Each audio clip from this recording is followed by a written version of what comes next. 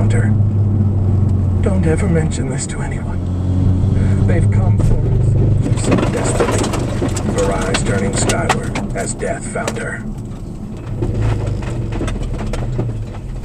Part 2. Holy shit. Chapter 17. The Other Shoe. Oh, The great. sun forced its way in through the woefully inadequate curtains like an gas, filling the room with an ever-growing heat to match the stifling humidity. Neil alternately stood, fidgeted, glared at the silent radio on the bed, or paced back and forth in the small, dusty guest room, stopping at each turn to look out the window to the busy alley just below. Madeline sat on the bed, not looking at the radio at all, like she was avoiding eye contact with a regretful one-night stand.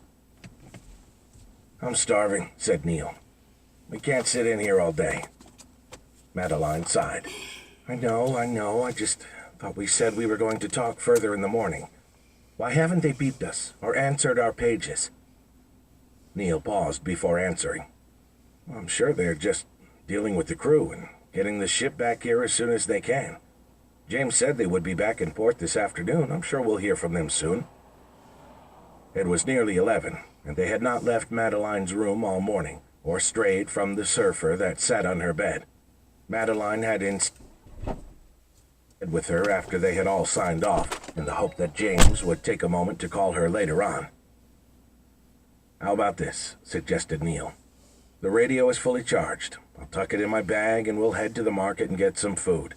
If they buzz us while we're there, we can be back here in a couple of minutes." He looked at her, but she did not look up from...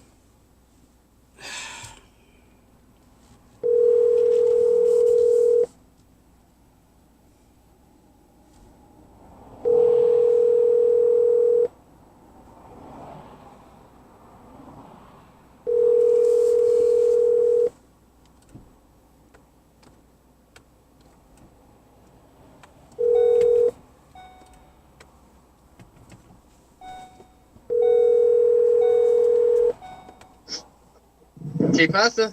Hey, what you doing? I'm pulled over because my car blew up. Nice, huh? What?